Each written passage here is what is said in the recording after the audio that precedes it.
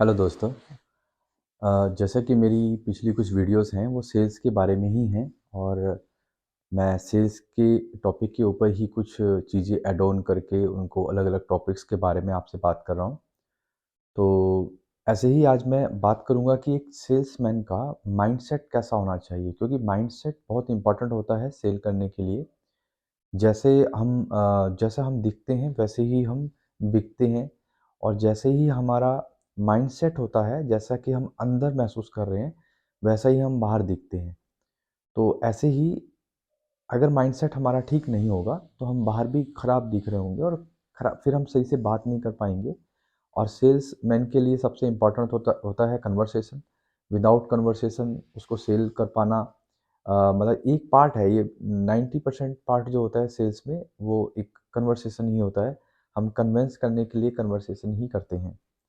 तो यहाँ एक ये बड़ा इम्पोर्टेंट पार्ट होता है कि हमारा माइंडसेट कैसा हो। सबसे पहले मैं यहाँ पर सेल्समैन के माइंडसेट पे कहूँगा कि एक सेल्समैन जैसा हम चाहते हैं, मतलब जैसा वो खुद चाहता है, ऐसा वो सामने वाले को सेल करे। मैं इसमें बताता हूँ एक एग्ज़ाम्पल से।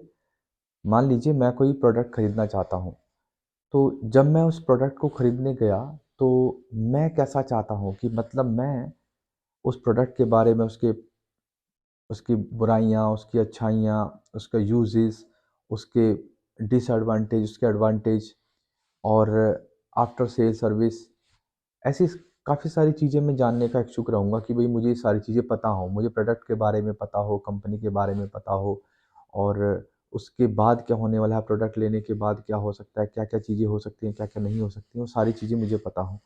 तो अगर हम इस बात को ध्यान में रखें कि ऐसे ही हम जब हम कुछ सेल कर रहे हों, तो हम भी इस बात को ध्यान में रखें कि भई अगर मुझे ये खरीदना है, तो मुझे ये चीज़ पता होनी चाहिए। तो जो जिसको मैं बेच रहा हूँ, तो क्या मैं उसको सही जानकारी दे रहा हूँ?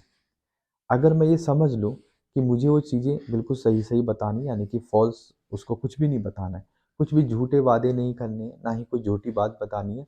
अगर मेरे प्रोडक्ट में कोई कमी भी है, कमी इन द सेंस मतलब मुझे उसमें इम्प्रूवमेंट चाहिए, मैं अपनी कंपनी से बात कर चुका हूँ कि उसमें इम्प्रूवमेंट चाहिए, या मुझे ये चीज़ करने से, ये चीज़ इम्प्रूव करने से, ये बदलाव करने से, या ये चीज़ें चेंज करने से मेरे जो कस्टमर है उसको एनहांस मिलेगा, कस्टमर बढ़ेंगे मेरे, या कस्टमर को ये बेनिफिट होगा।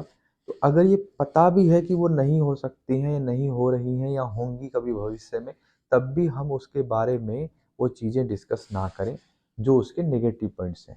अगर नेगेटिव बताना भी है प्रोडक्ट के बारे में, तो कोई ऐसी चीज़ें नेगेटिव बताइए जिसको आप ईज़िली सॉल्व कर सकते हो, या वो सच में होने वाली है कि हाँ, मैं इसको चेंजेस कर दूँगा।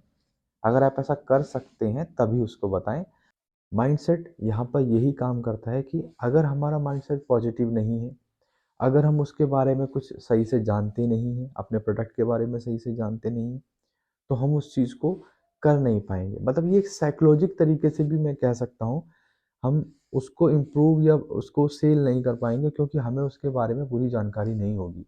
जहाँ भी हमारे कस्टमर ने अगर हमें कोई ऐसा ऑब्जेक्शन दिया, जैसा होता ही है सेल्स में, हम किसी के पास जाते हैं, हम अपने कस्टमर से बात करते हैं, तो वो बहुत सारे ऑब्जेक्शंस हमारे सामने रखते हैं कि मैं तुमसे ही क्यों लूँ? ये तुम्हारा ही प्रोडक्ट क्यों अच्छा है? तुम कितने में बेच रहे हो? ये इतना सस्ता क्यों है? ये इतना महँगा क्यों है? वो बहुत सारे ऑब्जेक्शंस आते हैं।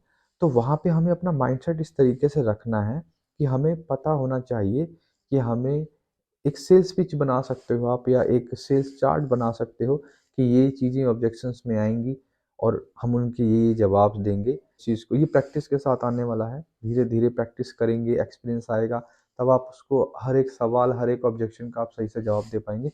लेकिन इम्पोर्टेंट बात ये है कि आपका माइंडसेट ऐसा हो कि आप उस जगह पे एकदम स्ट्रैटेजिक भी रहें, और एक बढ़िया तरीके से चीज़ को हैंडल करें। ऐसा ना हो कि वो कुछ बोल रहा है और आप गुस्से में आ जाएँ कि भाई तुम तो मेरे प्रोडक्ट के बारे में गलत बताने लगे, या तुम मुझ पे इतना गुस्सा क्यों कर रहे हो, या तुम ऐसे क्यों बोल रहे हो? नहीं, ऐसे नहीं। हमें उसको पूरे धैर्य के साथ सुनना है, समझना है कि वो क्या पूछ रहा है, और हमें हमें क्या पता है और हमें उसे क्या बताना है। क्योंकि जब हम अपने माइंड को एकदम बैलेंस रखेंगे, स्ट्रेटेजिक रखेंगे, और बढ़िया से उसको उसके सामने अपनी चीज़ों को रिप्रेज़ेंट करेंगे, तो आप देखेंगे कि कस्टमर कहीं न कहीं आपकी बात को सुनेगा और आप उसकी बातों को समझते हो, आप उसको समझ पाओगे कि उसको क्या रिक्वायरमेंट है। क्योंकि कस्टमर की नीड को समझना बहुत इम्पोर्टेंट होता है। तो ऐसे ही और बहुत सारी चीज़ें हैं जो मैं आपको नेक्स्ट वीडियो में ज़रूर बताऊँगा। इसी के साथ धन्यवाद। जय हिंद, जय भारत।